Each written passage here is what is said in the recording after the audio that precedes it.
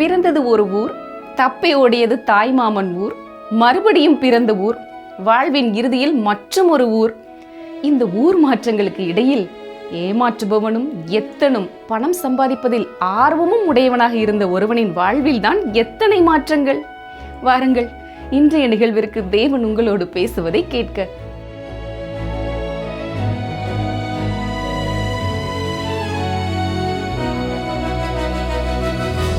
அன்பானவர்களே, கடந்த நிகழ்ச்சியிலே நாம் ஆதியாகமம் 46ஆம் அதிகாரம் 28வது வசனம் வரைக்கும் கற்றுக்கொண்டோம். இன்று ஆதியாகமம் 46ஆம் அதிகாரம் 29ஆம் வசனம் முதல் பார்ப்போம். கவனியங்கள், வாசிக்கிறேன். ஆதியாகமம் 46:29. யோசேப்பு தன் ரதத்தை ஆயத்தப்படுத்தி அதன் மேல் ஏறி தன் தகப்பனாய இஸ்ரவேலை சந்திக்கும்படி போய் அவனை கண்டு அவனுடைய கழுத்தை கட்டிக்கொண்டு வெகுநேரம் அவன் கழுத்தை விடாமல் அழுதான். யோசேப்பு தன் தந்தையை கட்டி பிடித்து கொண்டு அழுதார். அவர் வெகுநேரம் அங்கேயே அழுது கொண்டு இருந்ததாக வேதம் சொல்கிறது. அந்த வெகுநேரம் என்பது எவ்வளோ காலம் என்று நமக்கு தெரியாது. அங்கு வெளிப்பட்ட உணர்ச்சிகள் மிகவும் உண்மையானவைகள். ஆம், அது எவ்வளவு அற்புதமான ஒரு சந்திப்பு இல்லையா? சரி, ஆதியாகமம் 46:30 பாருங்கள்.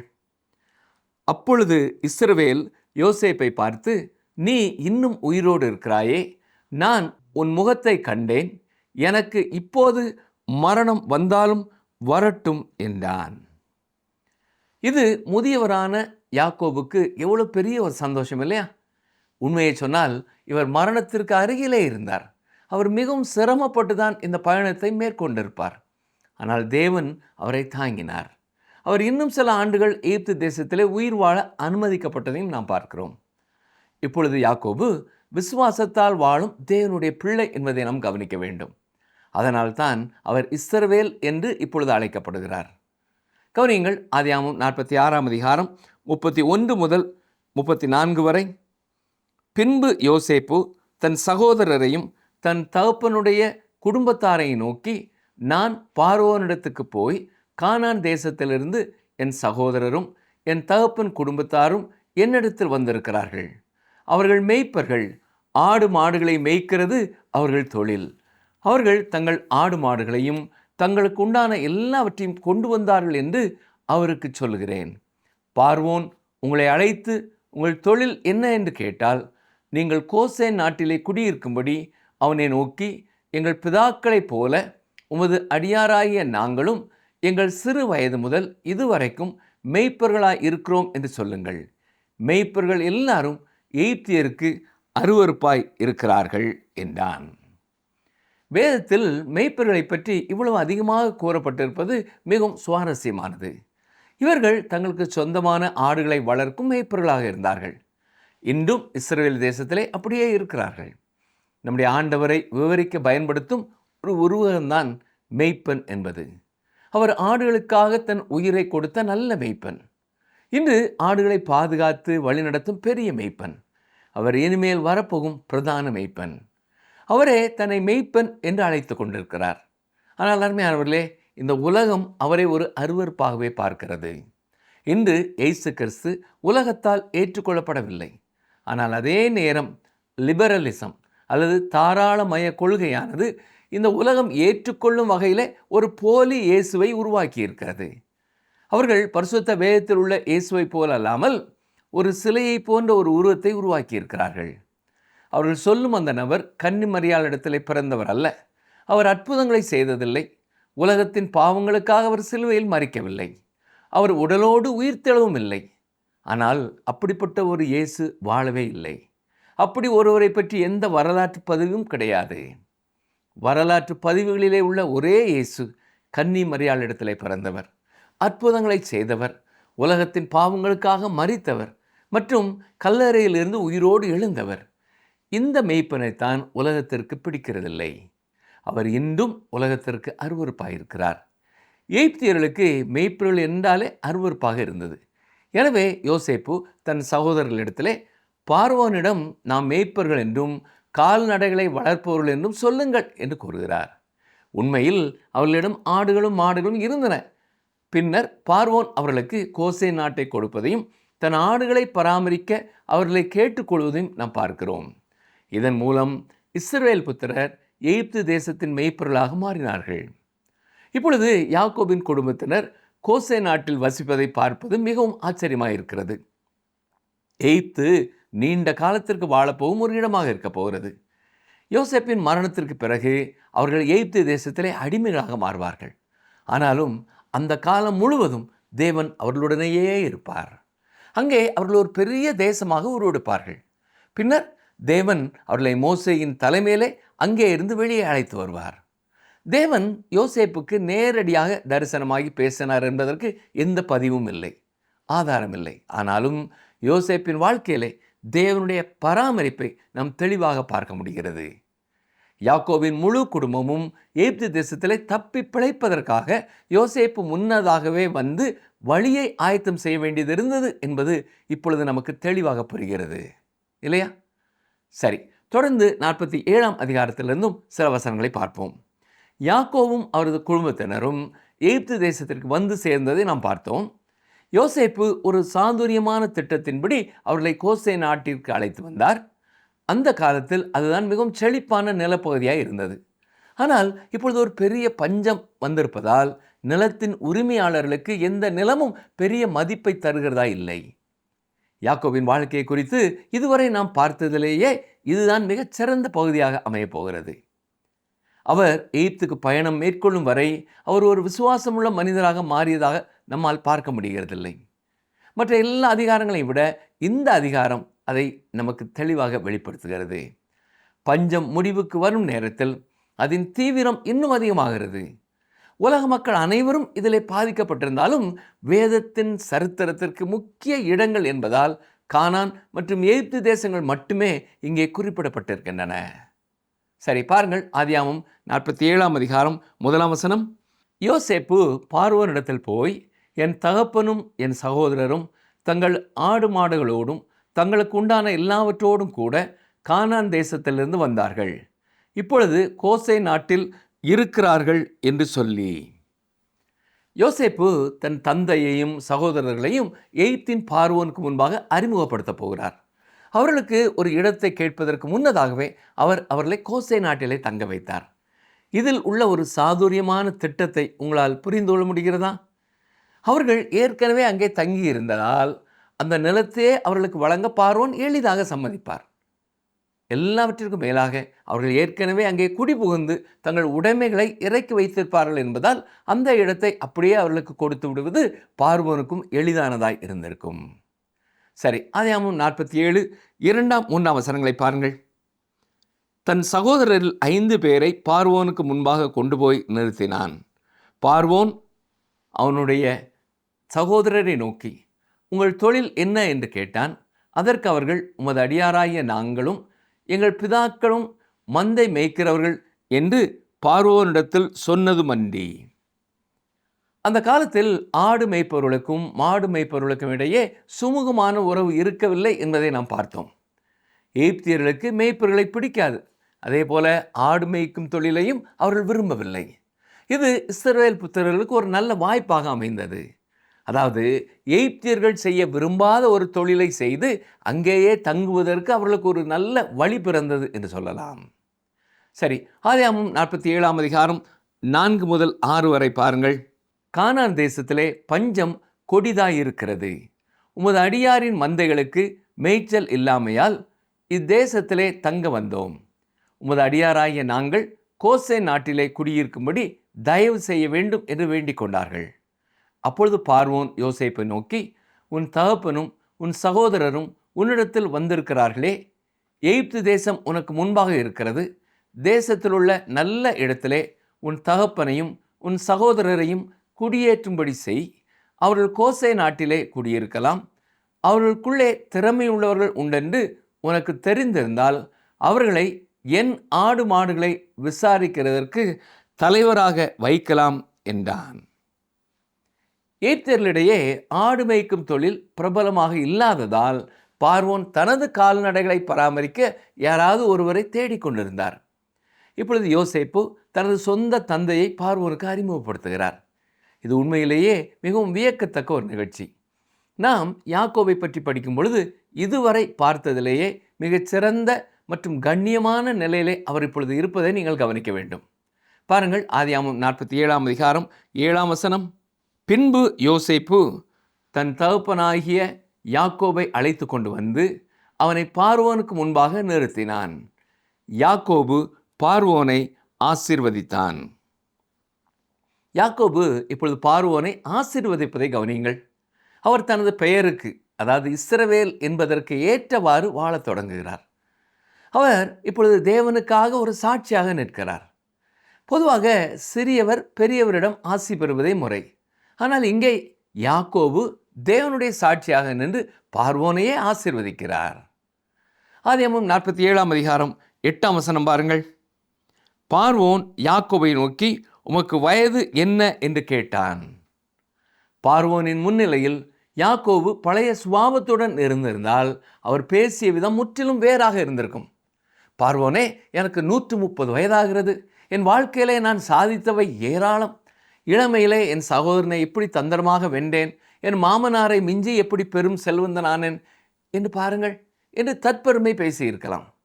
எனக்கு 12 மகன்கள் இருக்கிறார்கள் என்று தன் குடும்பத்தை பற்றியும் அவர் பெருமையாக பேசியிருக்க வாய்ப்புண்டு. ஆனால் இப்பொழுது யாக்கோபு முற்றிலும் மாறுபட்ட ஒரு மனிதராயிருக்கிறார். இப்பொழுது அவர் என்ன சொல்கிறார் கவனியுங்கள். ஆதியாகமம் 47:9 பாருங்கள்.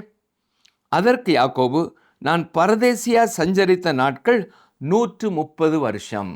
என் ஆயுசு நாட்கள் கொஞ்சமும் சஞ்சலம் உள்ளதுமாயிருக்கிறது. அவைகள் பரதேசிகளாய் சஞ்சரித்த என் பிதாக்களுடைய ஆயுசு நாட்களுக்கு வந்து எட்டவில்லை என்று பார்வோனுடனே சொன்னான். முதலாவதாக யாக்கோபு எகிப்து தேசத்திற்கு வந்த பொழுது அவருக்கு 130 வயது என்பதை நாம் கவனிக்க வேண்டும். அவர் இறக்கும் பொழுது அவருக்கு 147 வயது. எனவே அவர் எகிப்திலே 17 ஆண்டுகளை கழித்தார். அவர் எகிப்திற்கு வந்தபொழுது மரணத்தின் விளிம்பிலே இருந்திருப்பார் என்று நாம் சொல்லலாம். அதாவது ஒரு கால் கல்லறையிலும் மறுகால் வாழைப்பழ தோலிலும் மிகவும் தள்ளாடிய நிலையிலே இருந்தது போன்ற ஒரு நிலை. ஆனால் யோசேப்பு உயிரோடு இருப்பதை கண்ட மகிழ்ச்சியும் அவரோடு எகிப்திலே இருந்ததும் அவருடைய ஆயுளை 17 ஆண்டுகள் நீடித்தன. பார்வோனை சந்திக்கும் இந்த தருணம் அந்த முதியவரான யாக்கோபு தன்னை பற்றி பெருமையாக பேச ஒரு வாய்ப்பு தான். ஆனால் யாக்கோபு எவ்வளவு மாறி இருக்கிறார் என்பதை பார்த்தீர்களா?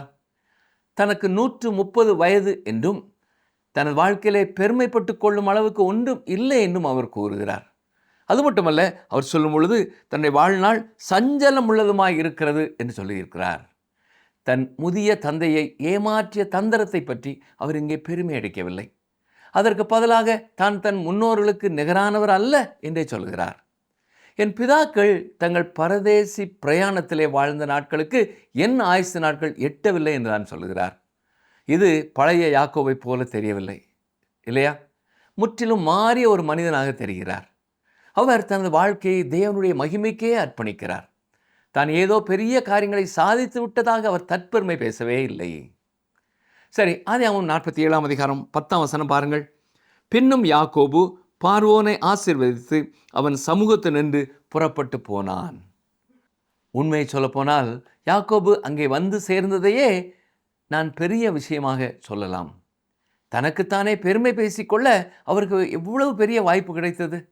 ஆனால் அவர் அதை பயன்படுத்தவில்லை.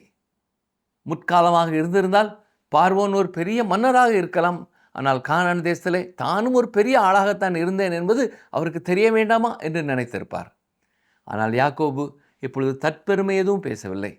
அவர் தன்னையும் ஒரு சாதாரண பாவியாகவும் கடவுளின் கிருபையால் ரட்சிக்கப்பட்டவராகவும் மட்டுமே கருதுகிறார். இன்று பலர் தங்களை பற்றி பெருமையாக பேசுவதை நாம் அதிகம் கேட்கிறோம். சில நேரங்களில் நம்முடைய வட்டாரங்களிலேயே சிலர் செய்த காரியங்களுக்காக அவர்களை புகழ்ந்து தள்ளுகிறோம். உண்மையை சொல்வதென்றால் நாம் அனைவருமே பாவிகள்தான்.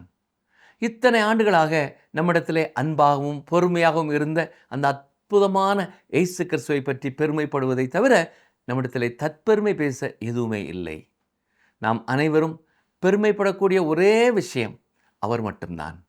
அதே நேரம் நம் முன்னோர்களை விட நாம் சிறந்தவர்கள் என்றும் நாம் சொல்லிவிட முடியாது. ஆனால் இந்த இடத்திலே யாக்கோபு அப்படி நடந்து கொள்ளவில்லை. அவர் இப்பொழுது முற்றிலும் மாற்றமடைந்த ஒரு மனிதராக இருப்பதால் தன்னை தாழ்த்தி மிகவும் எளிமையான இடத்தை பிடித்து கொள்ளுகிறார். பாருங்கள், ஆதியாகமம் 47ஆம் அதிகாரம் 11ஆம் வசனம். பார்வோன் கட்டளையிட்டபடியே யோசேப்பு தன் தகப்பனுக்கும் தன் சகோதரருக்கும் எகிப்து தேசத்திலே நல்ல நாடாகிய ராமசேஸ் என்னும் நாட்டிலே சுதந்திரம் கொடுத்து அவர்களை குடியேற்றினான். ராம்சேஸ் நாடு என்பது கோசேன் நாடுதான். சரி, ஆதியாகமம் 47, 12, 13 வசனங்களை பாருங்கள். யோசேப்பு தன் தகப்பனையும் தன் சகோதரரையும் தன் தகப்பனுடைய குடும்பத்தார் அனைவரையும் அவரவர்கள் குடும்பத்திற்கு தக்கதாய் ஆகாரம் கொடுத்து ஆதரித்து வந்தான். பஞ்சம் மிகவும் கொடிதாயிருந்தது. தேசமெங்கும் ஆகாரம் கிடையாமற் போயிற்று. எகிப்து தேசமும் கானான் தேசமும் பஞ்சத்தினாலே மெலிந்து போயிற்று. இந்த கதையில் எகிப்தும் கானானும் மட்டுமே குறிப்பிடப்படுவதற்கு காரணம், இந்த 2 இடங்கள் மட்டுமே கதையோடு சம்பந்தப்பட்டிருக்கின்றன. யாக்கோபு தன் குடும்பத்துடன் கானான் தேசத்திலேயே தங்கியிருந்தால் அவர்கள் அனைவரும் அழிந்து போயிருப்பார்கள். எகிப்து தேசத்தில் தானியங்கள் சேமித்து வைக்கப்பட்டிருந்தன. ஆனால் அங்கேயும் இப்பொழுது புதிதாக தானியம் விளையவில்லை. எகிப்தின் விவசாயத்திற்கு நைல் நதி பொங்கி வழிவது மிகவும் அவசியம். ஆனால் அப்பொழுது நைல் நதி பொங்கி வழியாததால் பஞ்சம் ஆப்பிரிக்கா முழுவதும் பரவி இருந்தது என்பது தெளிவாக தெரிகிறது. ஆதியாகமம் 47 அதிகாரம் 14 வசனம் பாருங்கள். யோசேப்பு எகிப்து தேசத்திலும் கானான் தேசத்திலும் உள்ள பணத்தை எல்லாம் தானியம் கொண்டவர்களிடத்தில் வாங்கி அதை பார்வோன் அரண்மனையிலே கொண்டு போய் சேர்த்தான். இப்போது நாம் யோசேப்பு விமர்சிக்கப்படும் ஒரு விஷயத்தை பற்றி பார்க்க போகிறோம். மக்கள் பசியால் வாடியதை பயன்படுத்தி அவர் நிலங்களையெல்லாம் விலைக்கு வாங்கிவிட்டதாக சிலர் கூறுகிறார்கள். அதாவது அடமானத்தில் இருந்த நிலங்களை அவர் அபகரித்து கொண்டதாக சொல்லுகிறார்கள். ஆனால் யோசேப்பு மீதான இந்த விமர்சனம் நியாயமற்றது. முதலாவதாக அவர் பார்வோனின் ஒரு பிரதிநிதியாக மட்டுமே செயல்பட்டார். அவர் செய்த எதுவும் அவருக்காக அல்ல. தன்னைத்தானே செல்வந்தராக்கி கொள்ள அவர் எந்த முயற்சியும் எடுக்கவில்லை. அவர் எந்த விதத்திலும் நேர்மையற்றவராக நடந்து கொள்ளவில்லை. இந்த பஞ்சத்தை பயன்படுத்தி அவர் தனிப்பட்ட முறையில் எந்த லாபமும் அடையவில்லை. யோசேப்பு பார்வோனுக்காக நிலங்களை வாங்கினார். அதே சமயம் மக்களுக்கு தேவையான உணவையும் வழங்கி அவர்கள் உயிர் வாழவும் உதவி செய்தார். யோசேப்பு அந்த கால தேவை மற்றும் விநியோகம் என்ற பொருளாதார விதிகளுக்கு உட்பட்டே செயல்பட்டார் என்று சொல்லலாம். பாருங்கள், ஆதியாகமம் 47 அதிகாரம் 15 முதல் 20 வரை வாசிக்கிறேன். எகிப்து தேசத்திலும் கானான் தேசத்திலும் உள்ள பணம் செலவழிந்த போது எகிப்தியர் எல்லாரும் யோசேப்பினிடத்தில் வந்து, எங்களுக்கு ஆகாரம் தாரும், பணம் இல்லை, அதனால் நாங்கள் உமது சமூகத்தில் சாக வேண்டுமோ என்றார்கள். அதற்கு யோசேப்பு, உங்களிடத்தில் பணம் இல்லாமற் போனால் உங்கள் ஆடு மாடுகளை கொடுங்கள், அவைகளுக்கு பதிலாக உங்களுக்கு தானியம் கொடுக்கிறேன் என்றான். அவர்கள் தங்கள் ஆடு மாடு முதலானவைகளை யோசேப்பினிடத்தில் கொண்டு வந்தார்கள்.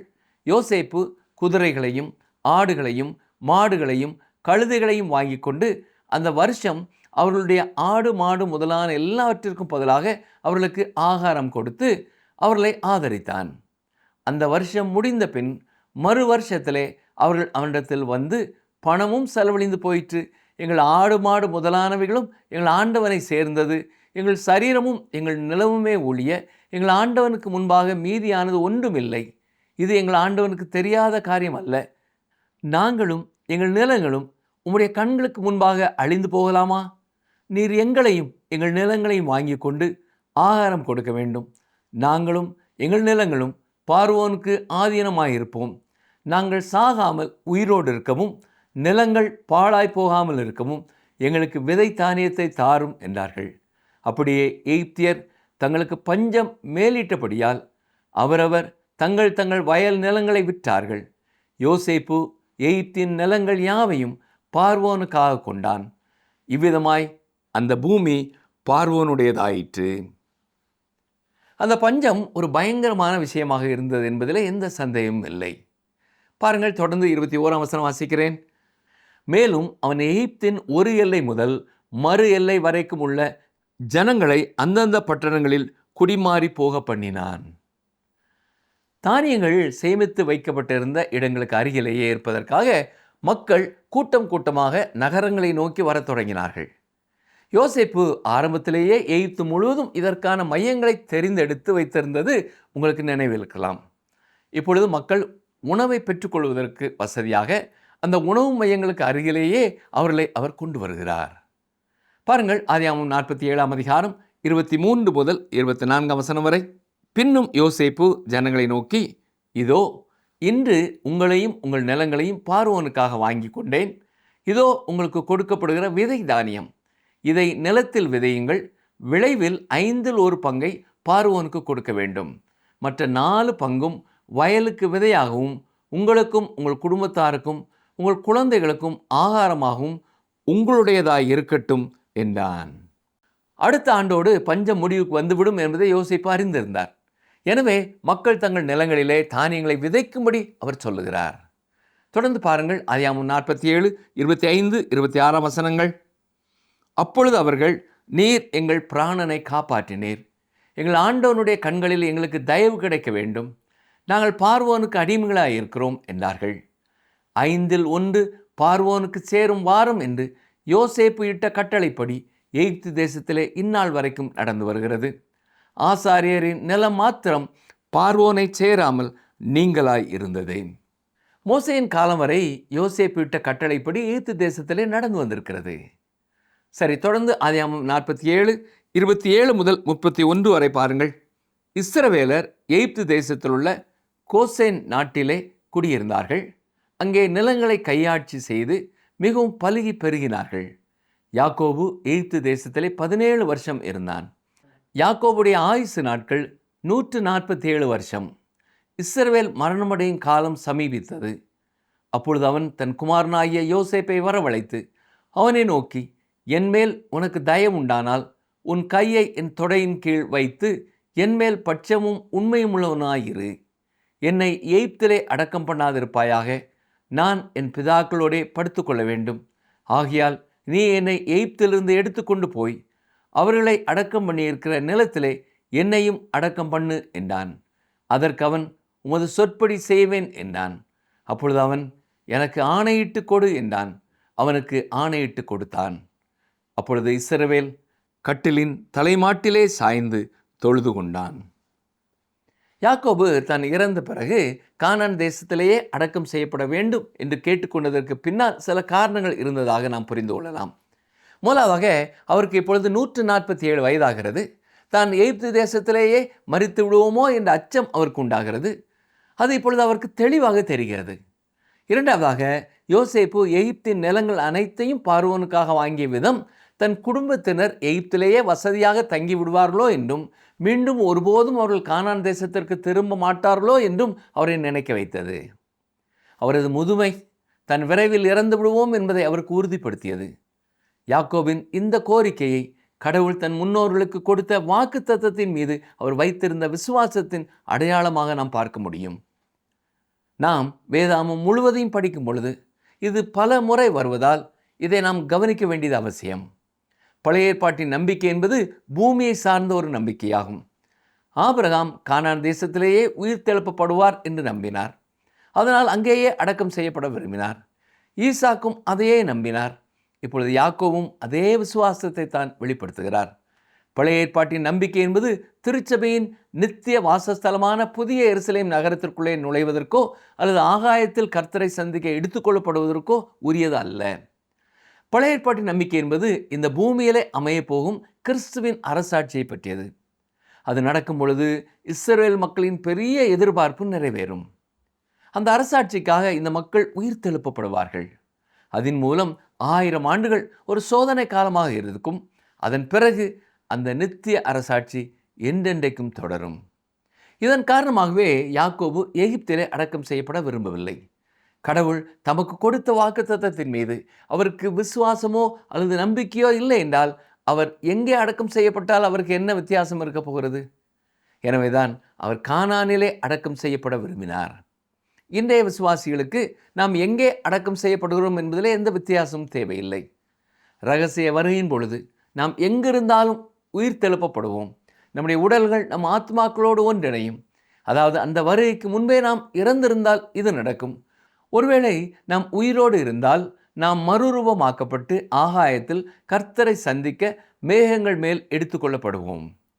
எனவே நாம் எகிப்திலோ கானானிலோ இலங்கையிலோ இந்தியாவிலோ எங்கே அடக்கம் செய்யப்பட்டாலும் கவலை இல்லை. இந்த எல்லா இடங்களிலும் கிறிஸ்துவுக்குள் மரித்தவர்களும் உயிரோடு இருப்பவர்களும் எடுத்துக்கொள்ளப்படுவார்கள். நாம் விண்ணில் பாய்வதற்கு எந்த ஏவுதளத்திற்கும் போக வேண்டிய அவசியம் இல்லை.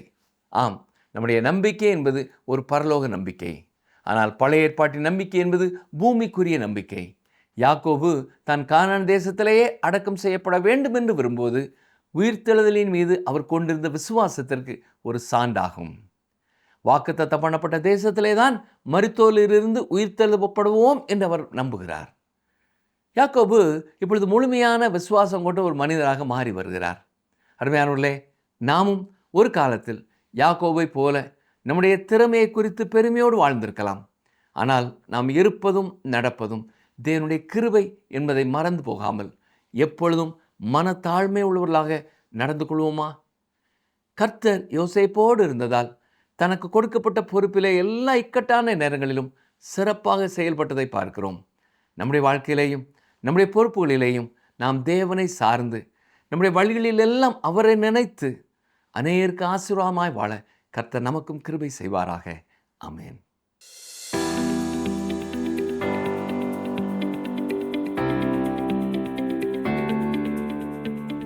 யோசேப்பு தன் சகோதரரில் எத்தனை பேரை பார்வோனுக்கு முன்பாக நிறுத்தினான்? யோசேப்பு தன் சகோதரரில் எத்தனை பேரை பார்வோனுக்கு முன்பாக நிறுத்தினான்?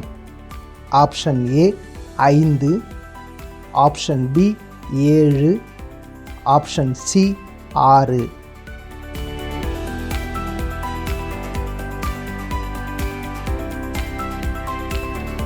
யாக்கோபின் வாழ்வில் நடந்த மாற்றம் மிகவும் அற்புதமான ஒன்று அல்லவா?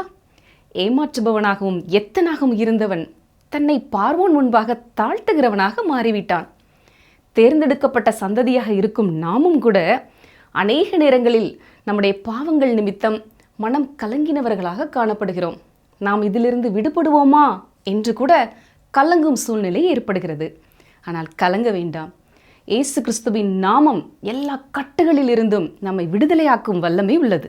யாக்கோபின் தேவன் தாமே உங்களோடு கூட இருப்பாராக. இந்த நிகழ்ச்சி உங்களுக்கு பிடிச்சிருக்கா? அப்ப இப்பவே மிஸ்டர் கால் கொடுங்க. பரிசு வெல்றது நீங்களாவும் இருக்கலாம்.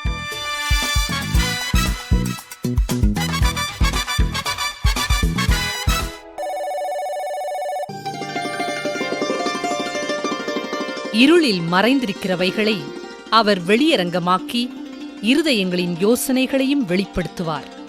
அப்பொழுது அவனுக்குரிய புகழ்ச்சி தேவனால் உண்டாகும். 1 கொரிந்தியர் 4:5.